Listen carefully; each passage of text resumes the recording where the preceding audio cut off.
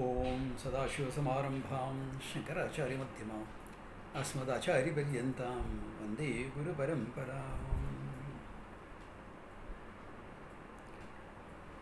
So we saw the first three verses of the ninth chapter where he is presenting this knowledge as Rajavidya Rajaguhyam. And remember, Rajavidya meaning the king among the knowledge, not royal knowledge, okay? And king among the secrets, not a state secret, okay? Yeah. That's royal knowledge, strategy, etc. You will find in the Mahabharata, the other section, not the Gita, okay? Gita is not meant for that. Strategy sessions, etc., plenty in the Mahabharata, okay? Yeah, but not here and this thing.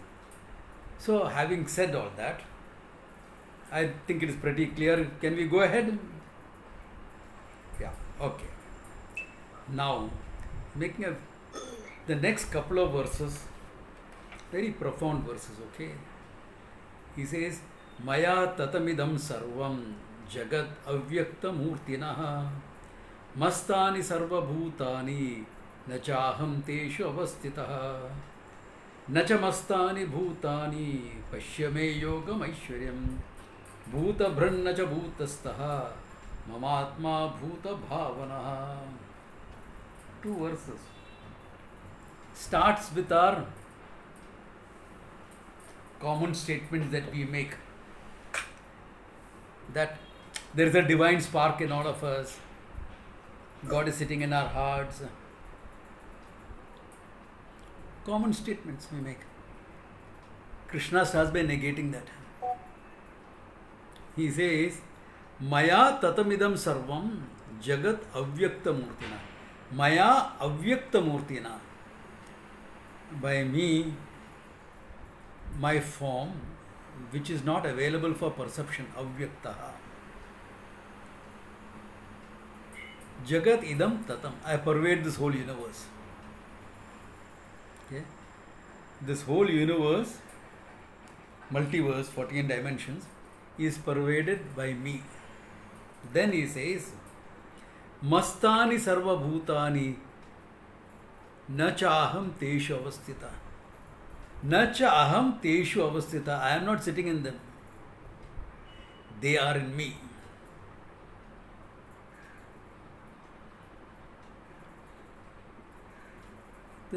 God is divine in all of us.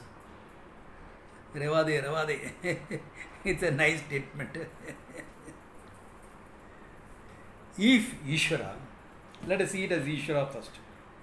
If as Ishvara, which is the material and the efficient cause for the whole universe, the material and the intelligence for the whole universe, then everything, including all beings, are his manifestations.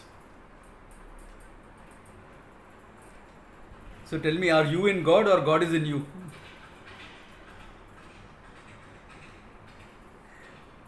God is not in you. God cannot be located as only your little bit Atma. Divine spark. What do you want God to be? Your spark plug or what? No. You are in Ishvara. You are in Bhagavan. Why? Ishvara is the material and the intelligence behind the creation. All pervading. So the whole creation is Ishvara. So you are located in Ishvara actually. Ishvara is not located in you. But Swamiji, he is in me also, na? No, he says you are in him. He pervades you. Your body into the physical universe. Part of the physical universe. Your energy system, cosmic energy. Your mind, knowledge, etc., cosmic knowledge. Your ignorance, Maya Shakti. You consciousness is he consciousness. Tell me, where are you?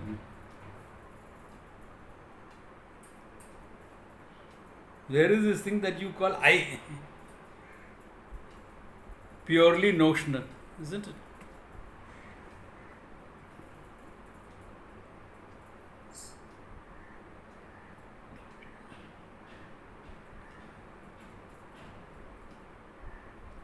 In the ocean of consciousness, you are an island of ahankara.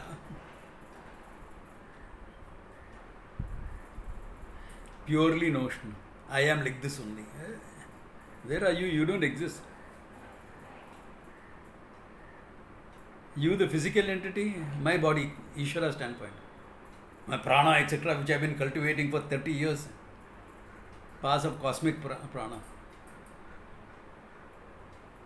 You do all the pranayama, energy work, qigong, this, that, etc. Kya baat hai? You are trying to tapping into a little bit of what I am.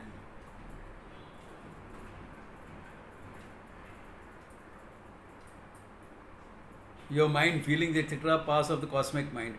Your knowledge, part of the cosmic knowledge, and they are also very often distorted because you don't have the big picture. Your ignorance, I wish it could be yours, but it is part of my Maya Shakti.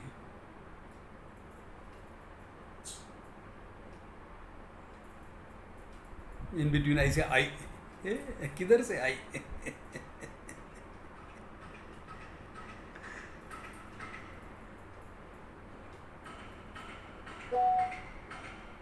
Therefore, he says, I am not in them, they are in me. Okay. I am not in them, they are in me. What is not Ishvara? Everything. Look, if Ishvara is the material cause of the whole world, where the material is, there Ishvara is. Sun and the moon and the stars and the this and the earth and the book and the paper and the this. Everything is Ishvara. What is not Ishvara?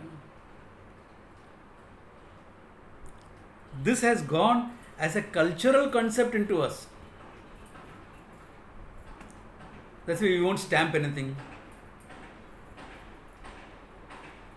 Really speaking, you will not even move a chair with your feet. You will use your hands. A stool. You will not do that. Why? Hey, it's sacred, Baba. You can't stamp something.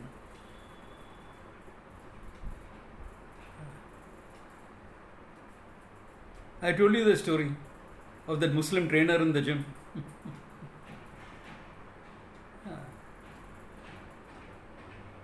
He did the right thing by stopping that rolling weight with his leg, with his feet. I was injured somebody. But then he picks it up, keeps it on the rack and why all that? You're Muslim, yaar. Mullah देखेगा तो क्या बोलेगा तेरे को? If your mullah sees you, what will he say?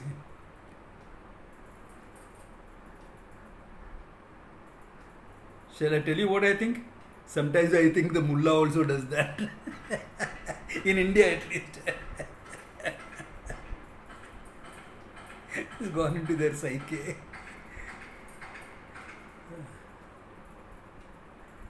His ancestor was a Hindu anyway, no?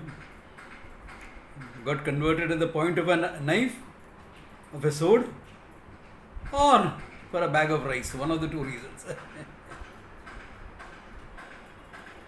So the idea is, everything is sacred.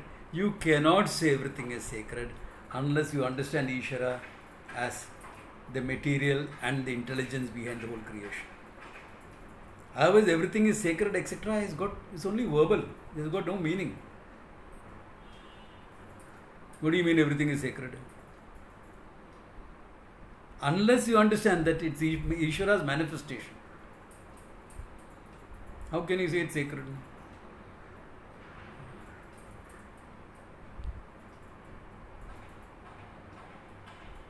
And that is why Ishvara can be invoked in any form. This is what most religions miss. Because their idea of Ishvara is limited to a person sitting in Timbuktu. Then it can be only that form. It cannot be all forms.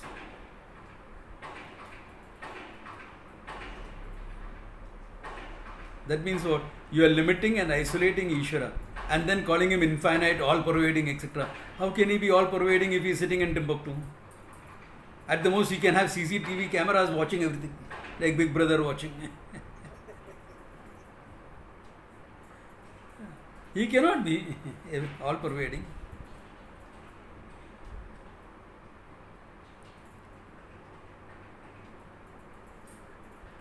He can be all pervading only if you take him as the material cause of the whole universe, not otherwise. Material and the intelligence behind it. Otherwise it becomes inert matter. Like the atomic theory in science as well as Vaisheshika. Where is the question of consciousness coming in? And you see consciousness, the consciousness manifests in the creation. That much you see. Because you and I are conscious beings. Therefore, from that standpoint, from Ishvara's standpoint, Krishna is saying, I am not in them, they are in me. I am not in them, that statement is meant to negate this basic idea, primitive idea, that there is a divine spark in all of us. That all of us are divine is already said by saying, Maya tatamidam sarvam. I pervade the whole universe. Therefore, he is in and through all of us. Now, he is in and through all of us is an entirely different statement than saying, Ishvara is sitting in my heart and everyone's heart. What do you think is the difference?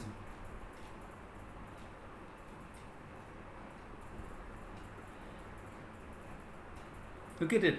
Ishvara pervades every human being and Ishvara is sitting in everyone's heart.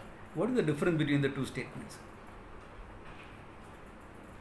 You're making it sound as if Ishvara is located somewhere. Exactly. Instead. Ishvara is divided up into so many. So to negate that idea, he is saying, I am not in them, they are in me. And if they are in me, I pervade them anyway.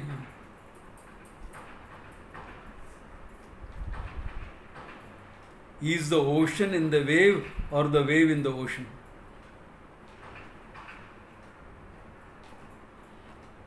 The oceanic waters pervade the waves. But it is the wave that is in the ocean. Ocean is not in the wave. If you say ocean is in the wave, you are locating, making it finite, making it small. So from now on, don't say God is in me, okay? Divine spark. We don't want to reduce God into a spark plug in us, like a spark plug in your car. Okay. God is much more than that. Okay. I am not elaborating on the material efficient cause because we have done that a number of times.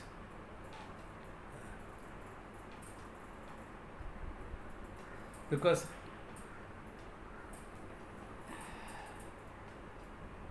everyone focuses on the efficient cause, that there is a creator behind the whole thing.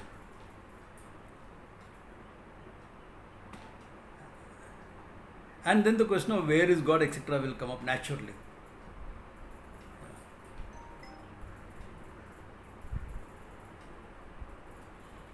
So to avoid that thing, the Upanishad presents it as both the efficient and the material cause.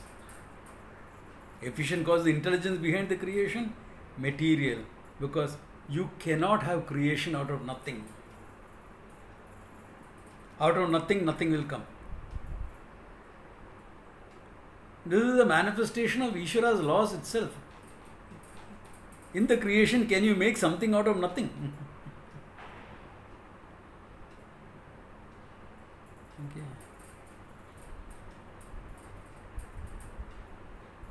I want you all to give me a gift. Please make me a kurta without any material.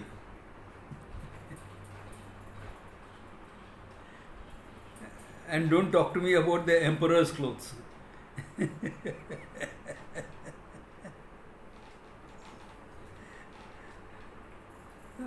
You can't. You know, if you go to North India, the dhabas, you'll get excellent rotis. And they'll make it on their hands, They'll take the atta in the hands and they'll just tap it. They don't need a balin and all this stuff. Just tap it, and then put it onto the tandoor, and you get a nice roti. But supposing there is no material and he's doing this, what will happen? Some noise, some energies, no roti. Why no atta? Now, if the material is other than Ishvara, you have a big problem. Why? God is reduced to a production manager. Material, someone gave him the material and asked him to create. Chalo, bana do. Then God gets reduced to a production manager maximum.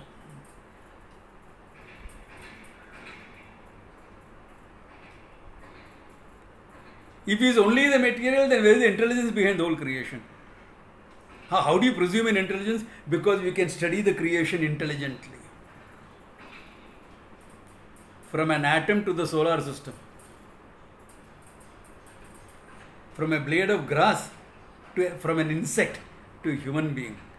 It's all intelligently put together, therefore there has to be intelligence in the cause.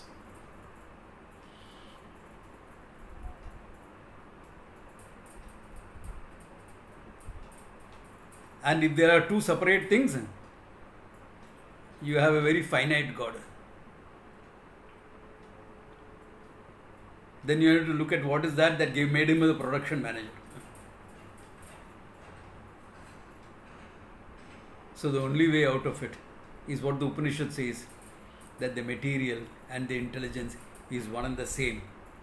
That means there is no real creation, there is only a manifestation. Whole universe is a manifestation. What have you done? Therefore, Ishvara is not located in your heart. You are in Ishvara. Your whole body, mind, this, that, everything is in Ishvara. I am not in them, they are in me.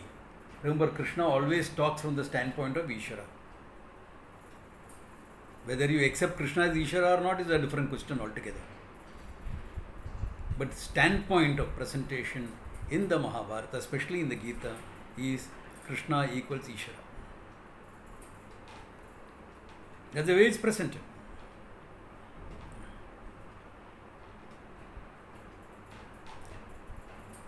And if that is the presentation, then Krishna becomes a historical figure as an avatara then. Okay. The whole theory of avatara, etc. we have seen. That's a different thing. You can say that's a matter of belief. Okay, take it as belief. It's not a problem. But any person who knows the truth can speak from this standpoint. That's a way of presenting. That's all.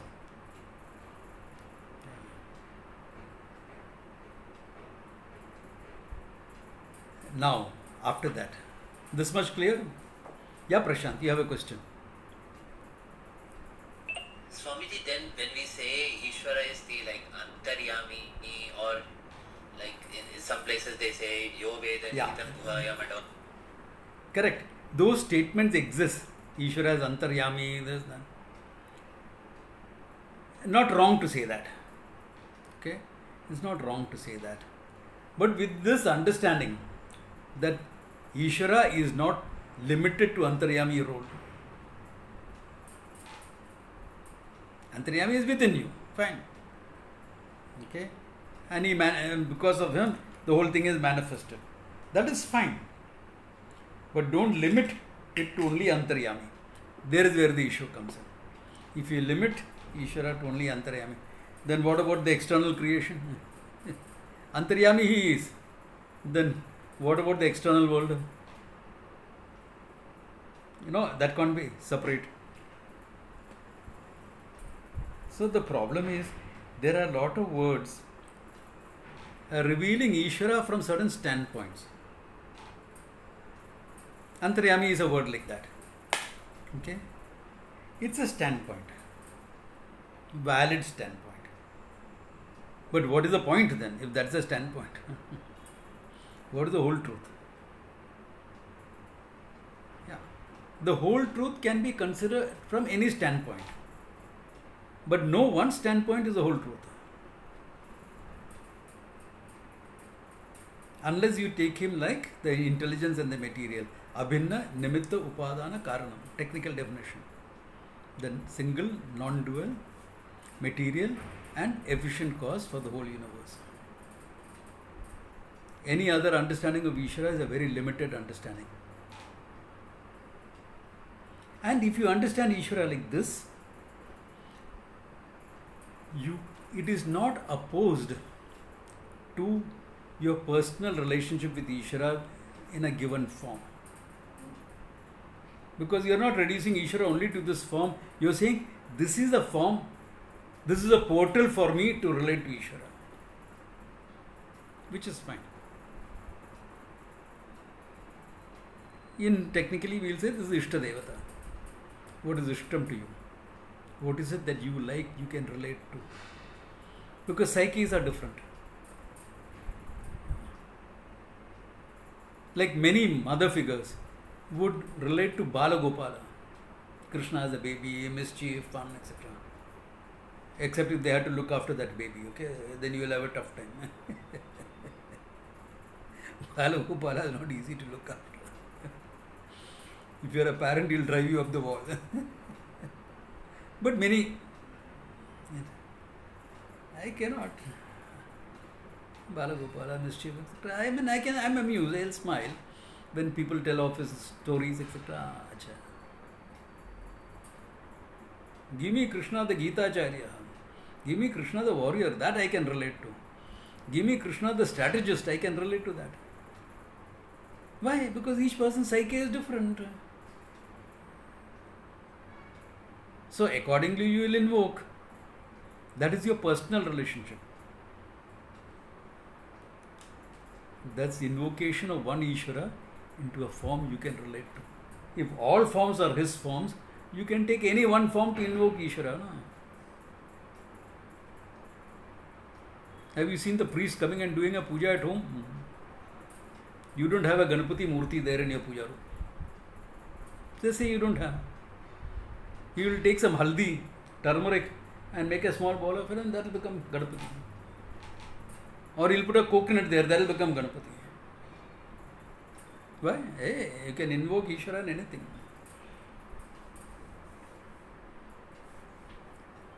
But after that, you can't put the turmeric into your sambar, okay? Or your dal.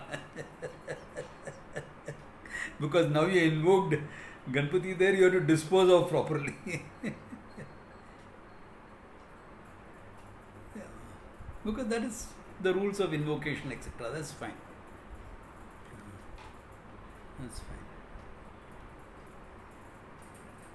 Yeah, you cannot make sambar out of Ganpati, na? How can you do that? You invoke Ganpati. You can feed him the sambar that you have made, that's different. So, those are personal invocations, which is fine. So, this knowledge is not opposed to that. In fact, because of this knowledge, you can do that. Otherwise, Hinduism will be reduced to pantheism. You have so many gods. We only have God. Only Bhagwan exists. Why? Because I am not separate, I am in him. They are in me, I am not in them, he says that. No? But at the same time, I pervade all of them.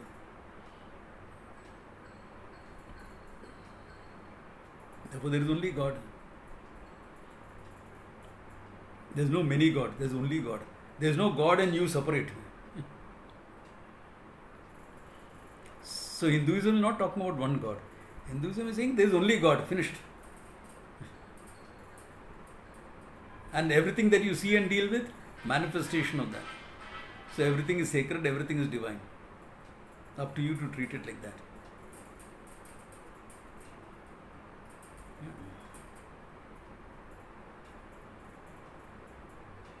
That's why when you cut a tree in India, okay, we're building up an ashram.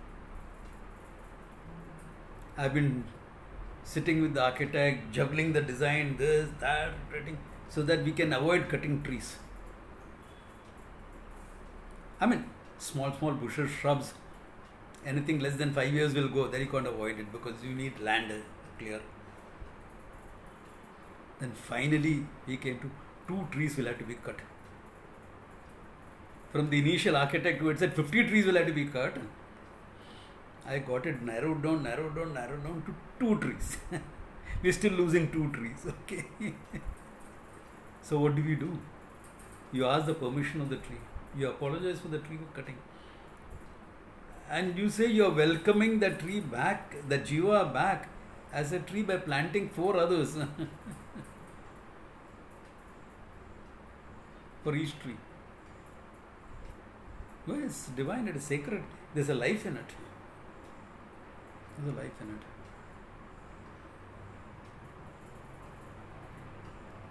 And the same guy can shoot down a terrorist, okay? Why? There's a poison in the society. That form deserves to be negated. Form. Reality is not negated anyway. He is not different from me. It seems paradoxical. It is not paradoxical as the truth.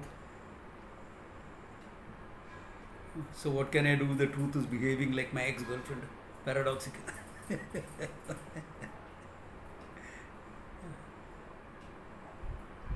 I told her once, you're being so paradoxical. Yes, long ago. He said, it's a woman's right to be paradoxical.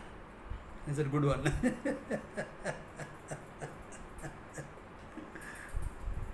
So what can I do? Ishvara is paradoxical. Main kya karu?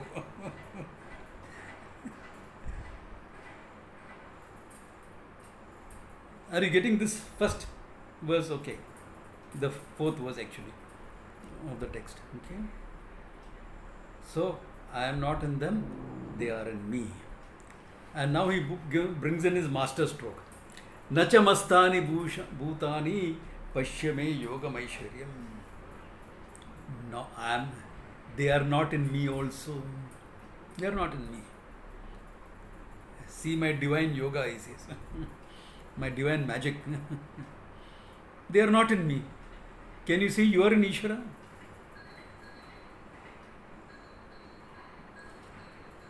If you say you are the body, then yes.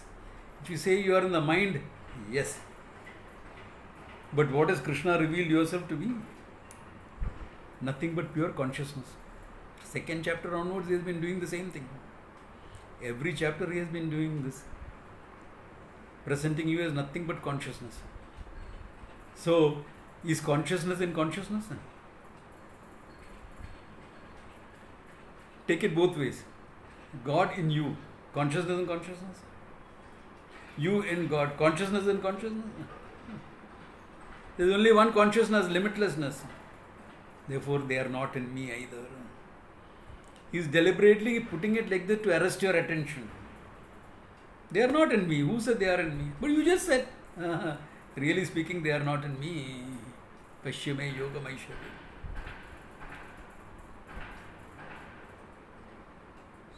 So where is you and God? There is only consciousness. First verse from the standpoint of Ishvara. Saguna Brahman. Brahman manifests in the world of names and forms. Next verse from the standpoint of pure consciousness, that is the truth of Ishvara and the truth of you. All of us are nothing but consciousness. Limitless consciousness. If it's limitless consciousness, there is only one consciousness. Therefore, inside, outside, etc., you can't talk about. All that is there is one consciousness. Finished. So they are not in me. First he said, I am not in them, they are in me. Ishvara.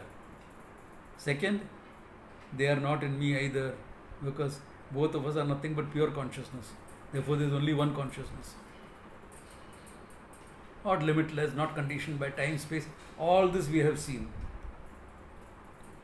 We have seen all that. What is it? That's it. Only one consciousness. Ho gaya kaam. That means you and Ishvara doesn't exist as separate entities. As consciousness, you are one. The moment you doubt and say, how can that be? That means what? Your identification is not with consciousness, it is with mind, body, whatever. Roles. The moment somebody says, Swamiji, if I understand that, will I be able to do all this? That means your identity is coming so much from your roles. Do all this. Do all this is roles.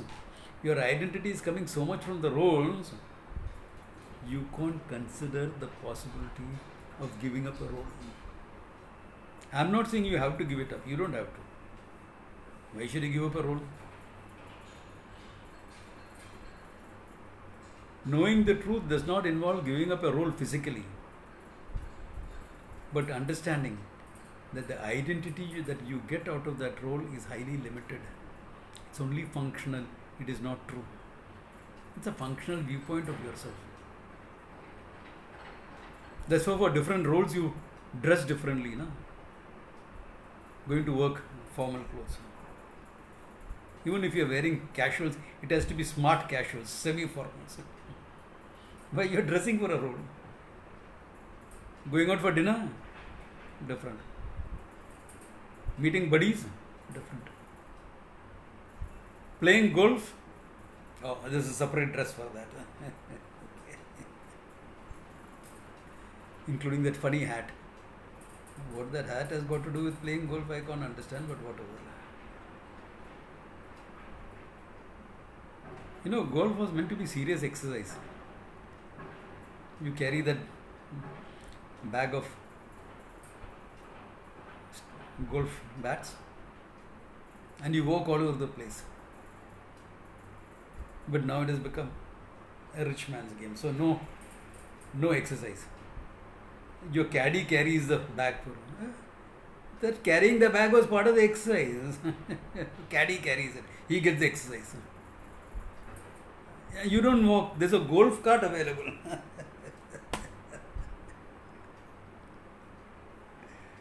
The comfort orientation is so much. Then tell me, what benefit will that playing golf like this will have on your health? You're only swinging. So 10% of what it is meant to give you health-wise, you will get. That's all. Anyway, jokes apart. Okay. What I'm talking about is an identity that comes from a role. It's only a functional identity, as valid as the dress you wear for that. Here we are talking about the real identity, what you are, as nothing but consciousness, limitlessness. Therefore, all the existential issues that you had does not exist. All the existential issues you have because you have taken yourself as a finite human being.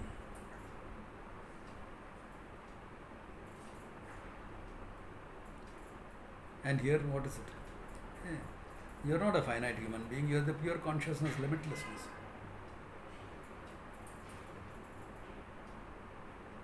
Nachamastani bhutani pashyame yogamaishwaryam. See my divine magic.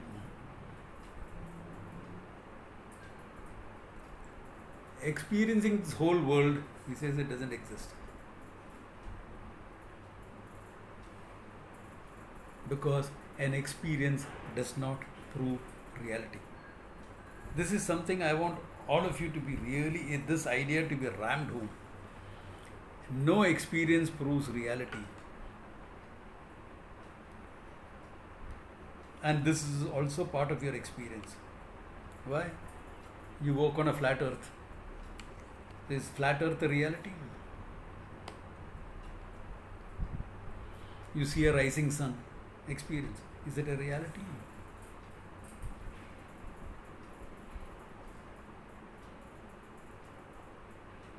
Your own experiences, okay? So experience doesn't prove reality.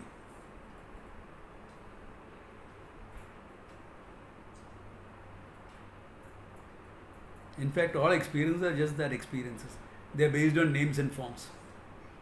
They are interplay of forms. Here we are shifting attention to the content of the form. There is no form without a content. A form does not exist by itself. What is the content behind the form? That content behind the form is you, existence, consciousness. That's why we have seen it here in the class before. You take any form, it will reduce down to, if it's an inert form, it will reduce down to pure existence. A conscious being will reduce down to consciousness. From the standpoint of existence or consciousness is limitless. Therefore, existence and consciousness are one and the same. What exists is consciousness. Sometimes consciousness is manifest, sometimes not manifest. In this book, consciousness is not manifest. It was manifest when the book was a tree.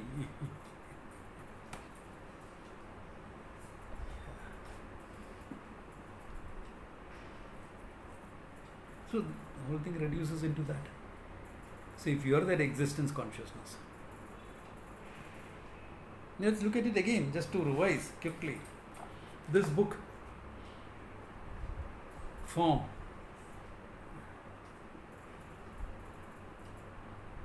Yeah, I'll come to that.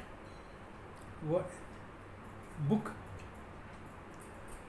Book, is this a reality? No. Book resolves into paper. The truth of the book is nothing but paper. No? If paper is bound together, you'll have a book. Otherwise, it can be filed together. Yeah, that's exactly what I'm doing. I'm elaborating it. So, what you call book resolves into paper. So, is the paper the reality of this? No. Paper was wood pulp. So, is wood pulp the reality? Wood pulp is nothing but hydrocarbons. You give me any object, I will. I'm in the process of it. I'm leading you to understand reality. Now, don't say if you define reality, you have defiled it. That's our statement, okay? Don't throw that at me. That's why I'm leading you to understand it, not defining it. So, any thing that you call as an object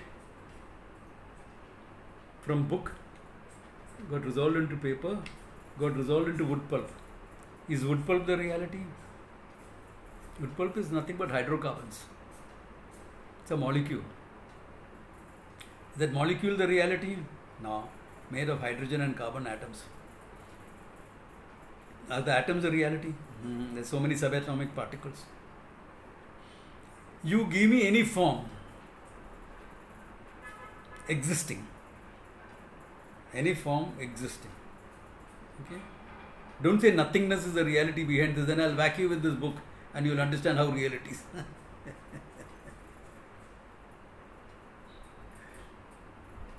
Any form can be reduced into its content.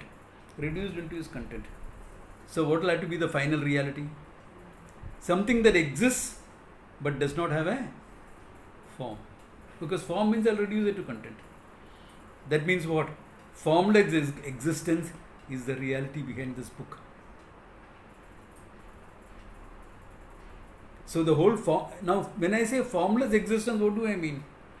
I don't mean an amoeba. Amoeba is shapeless, not formless. Formless means no boundaries.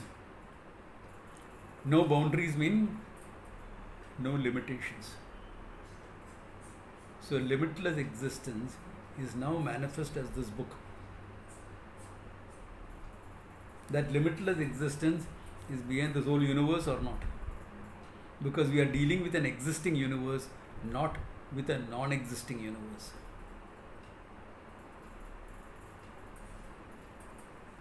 There is nothing like pure non-existence. Whatever you talk of non-existence is a compound. Like my horns. Doesn't exist. Yeah. My head exists. The horns exist on a buffalo. The combination of the buffalo's horns and my head does not exist. So your idea of non-existence is based on two existing things. Alright. Now come to the truth of myself. That existence I can understand for inert objects. What about conscious beings? So the whole old question, who am I? I'm aware of the body, I'm not the body. I'm not giving all the elaborate arguments, I'm just revising. Okay. What I am aware of, I am not. Plus my experience also shows, sometimes I say I body, sometimes I say my body. What a workout I had yesterday here. My whole body is paining. My body or I body? Both cannot be one and the same.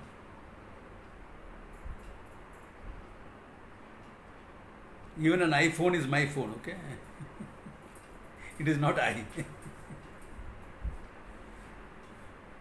But the way the people are behaving, it looks like the iPhone becomes I only. 4 people going out for dinner, all of them are under. What are you doing?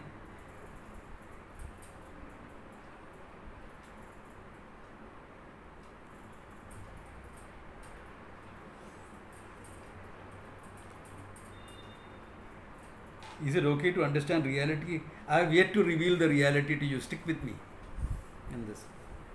So now starting with the conscious being. Am I the body? I am aware of the body, I am not the body. Aware of the energy, aware of my emotions, aware of my knowledge. In fact, you were there to gather the knowledge. No? I am not the knowledge. I am not my ignorance. Then I am the one who is aware of all this. So what is the content of that is what? I, awareness, consciousness. Can time and space limit this consciousness? We have seen this before. What is this thing that we call time? Good old definition. Gap between two events. Scientific definition. Gap between two events. Olden days, sunrise, sunset was good enough. Agrarian society. Now we need more precise measurements. So we set pulses of a quartz. Present, that is current. They will change. We are going to have atomic clocks, etc. So the gap between two events is what we call time. There is no event without an observer. So two events becomes two observations of a conscious being. Observer means conscious being. So two observations. Two observations are reduced to two thoughts. So gap between two thoughts is time. What is there between two thoughts? I, the consciousness. So now tell me, when I am looking at myself through these events, through these observations, through these thoughts, I get this thing called time.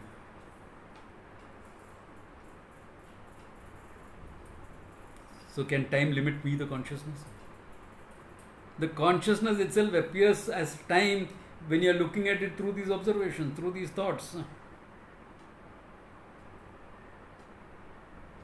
So consciousness is not limited by time or space. Existence is also not limited by time or space. How many limitless can be there? Only one. Therefore, what you call existence is nothing but consciousness. What is consciousness is nothing but existence. Sattaya hi chit, chittaya hi sat. Chit itself is sat, sat itself is chit.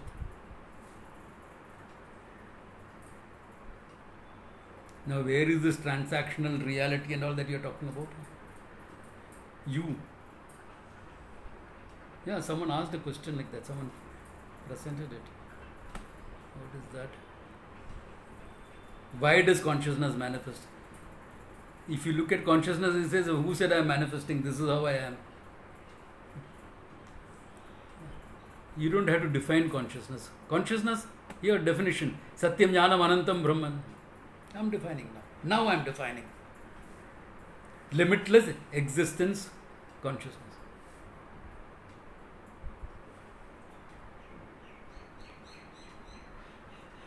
Limitlessness. Because when you define, you shift the parameters of definition, the definition is no more valid. because all definitions exist in a framework. By introducing the word anantam, limitlessness in that definition, it is, you can't shift the definition, because limitlessness I already said. How do you define it? Split it off. How do you reframe? Because there is no framework in which I am defining. The framework is limitless, anantam.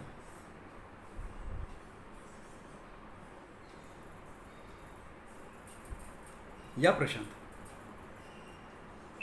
Swamiji, one small question, like consciousness is not conditioned by time, because you explained how I am the observer of the gap between two events. But formless existence is also unconditioned by time. Correct. How do we understand? Because how do you understand? Because it's limitlessness. I said that existence is formless, right? Formless means no boundaries. Boundaries are created by time and space. So there are no boundaries. What is it that you call a boundary? How do we understand? You understand by seeing that this is it. You understand by letting the words, to appreciate the meaning of the words. No boundaries. It's not like an amoeba. So remove that boundary. What is there? Something not finite, something not limited to a particular time-space constraint is limitless in terms of space and time. So when you say it's limitless in terms of time and space, it will include me automatically into the thing. That's why we use the word consciousness, so that that's not missed out. Actually, limitless Sat is enough. If you look at Chandogya, 6th chapter, Sadaiva Saumya Damagram Asit, Ekameva Adutiyam Brahman. He starts with Sat and remains at Sat. Enough. Or you do consciousness is enough. So both the words are used only to help your understanding. So that you don't take it as inert material, or you don't take yourself as limited I. Because otherwise, there are a lot of modern teachers, non-traditional teachers, who are very good at arriving your awareness. But the next step, that this consciousness, awareness, is limitlessness, they find it difficult to take. Because Ishvara is left out.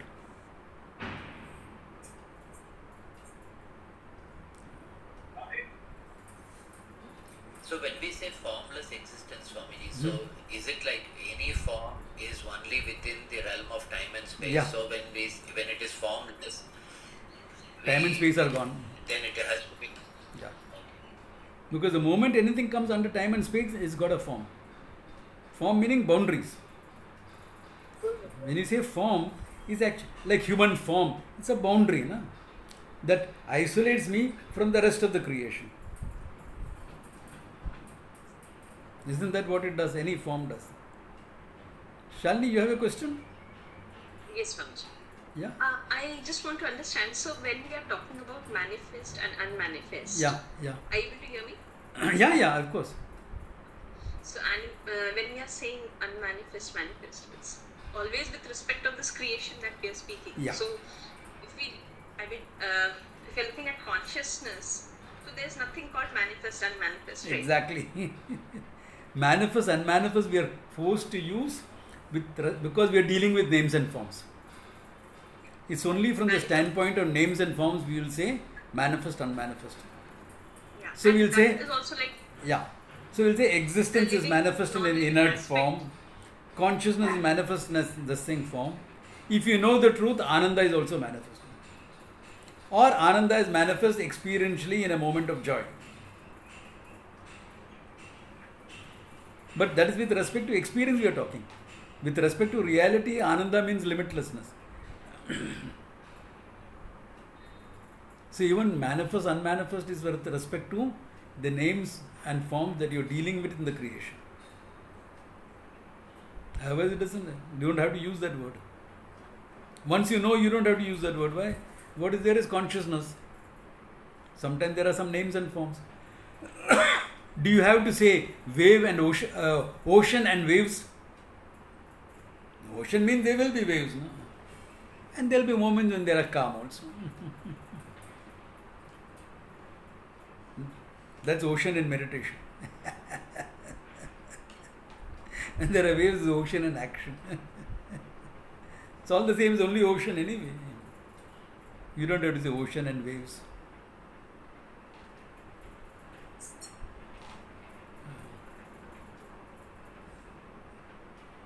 And then what we do is shift attention to the water. So ocean becomes Ishvara. I am in them, they are not in me. And then when you shift attention to the water, I and me and them, in them and outside them and etc., forget it. There's only one water. So there's only one existence consciousness. Finished. Job over. If you understand that, job over. What will you do after that? Oh, have a cup of coffee or kya?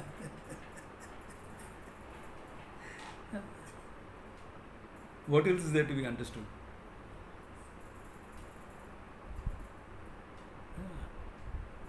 This is the crux of it. This is the crux of the Gita. That you are nothing but pure consciousness. This was said in the second chapter also. Na bhavo vidyate sataha, na sato vidyate bhava. All that was the same thing, put differently. Yeah. So all that is there is one consciousness. Finished now. Really speaking, that's the only message of the Gita. Everything else is sides to love, etc. How do you love so that you can get this knowledge, all that. What attitudes you need.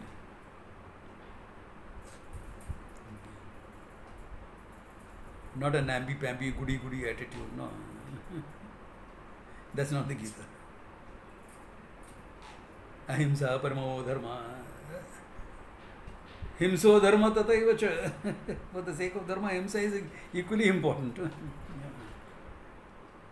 You're not namby-pamby idiot. That happened after Gandhiji came on the scene.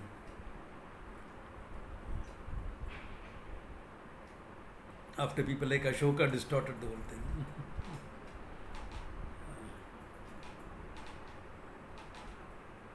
By the way, a clarification. Ashoka did not become a Buddhist after the Kalinga War. Years before the Kalinga War, he had already become a Buddhist. Historically, that is true references are available. Okay. Then he sort of speaks from the standpoint of Ishvara now again. Bhuta bhrannacha bhutastaha. I am the Bhuta Bhrit. I am the one that sustains all the beings, as Ishvara is talking now. Not bhutastaha, not the soul in every human being. Okay. What soul are you talking about?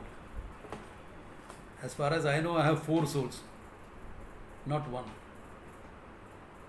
And feet. Okay. Bhuta Bhran, I am the one who rules the whole thing, sustains the whole thing.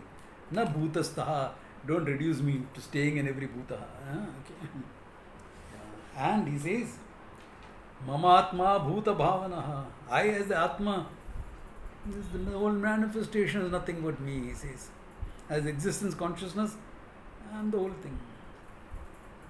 So all that is in the universe reduces into what? One existence consciousness. That is it.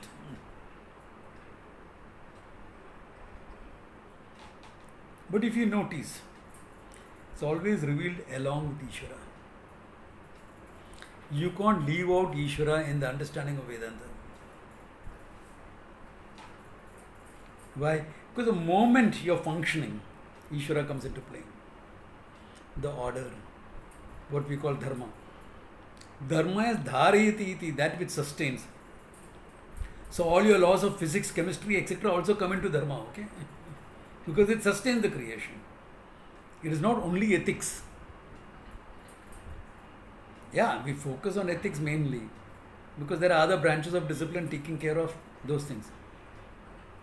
Physics, chemistry, all that is available. Economics, psychology, all that is part of dharma. Anything that you study which helps sustain the creation is dharma. Dharayati iti, the broad definition of dharma is that. Dharayati iti dharma. That's why dharma cannot be translated as religion. That was Britishers' mischief or limitation. That which sustains. Therefore, because of that, because the moment you come to functioning, Ishvara becomes important. Therefore, it's always presented along with Ishvara, because you need to function until you know the truth. And after knowing the truth, you're playing the game of life. There also you're functioning. Because you're not going to drop down. You're one consciousness. Consciousness disappears, body drops. And nobody will come to study Vedanta. They'll say, Swamiji, teach me everything about Vedanta except the last point. That you hold in reserve. When I'm ready, I'll tell you. When things don't go too well for me, I'll come and tell you, teach me that I can disappear.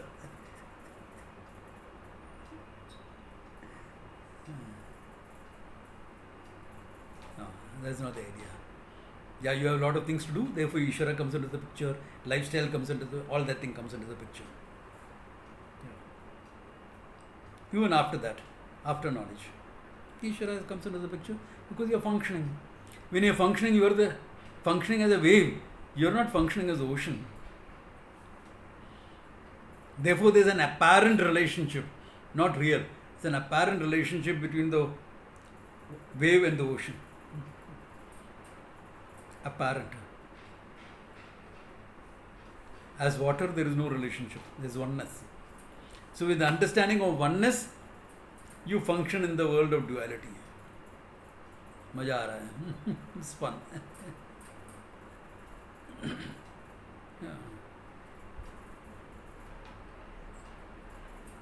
And then the little wave will say, okay, one last splash before I'm one with the ocean. I physically also become one with the ocean. One last splash.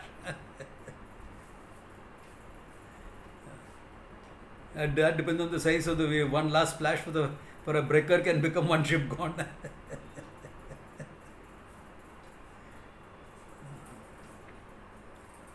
So that's the whole thing. Bhuta brannata bhuta staha.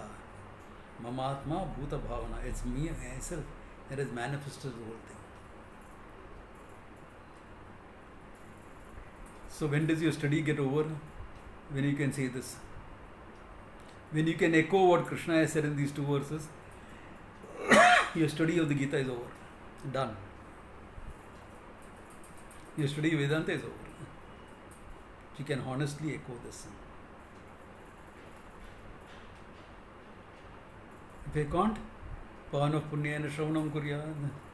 Listen to it again until it becomes clear. Fine tune your mind. Take care of what is necessary. Here. Whatever psychologically has to be dealt with, that has to be psychologically dealt with. Gita gives a few tips for that also. To deal with what is happening in my mind. But I can't sidestep that and come to the truth. Because the truth has to, the knowledge of the truth has to take place in that mind. Mind cannot be sidestepped. So some psychological work, what has to be done, has to be done. It's called growth. It's called alignment with Dharma. Because the psychological order is also Dharma. The order in the universe is Dharma. That which sustains. The order that sustains the universe. So if people are involved, psychology comes into the picture. You can't avoid it.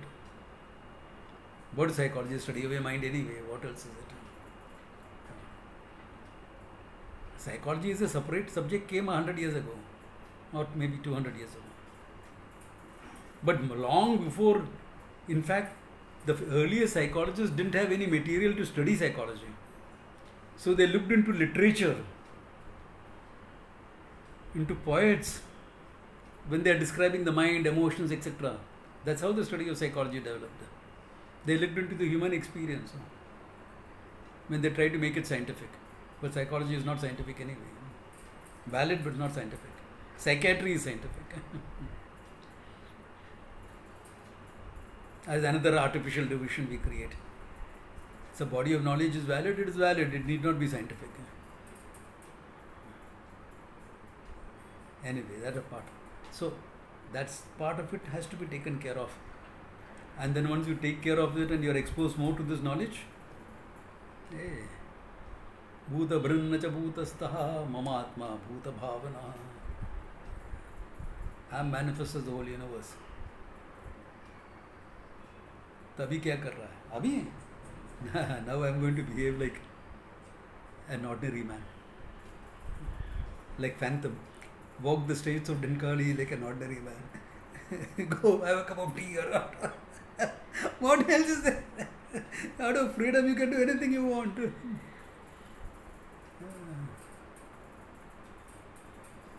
Think about it. It's a good place to stop. Okay. Om Tat Sat.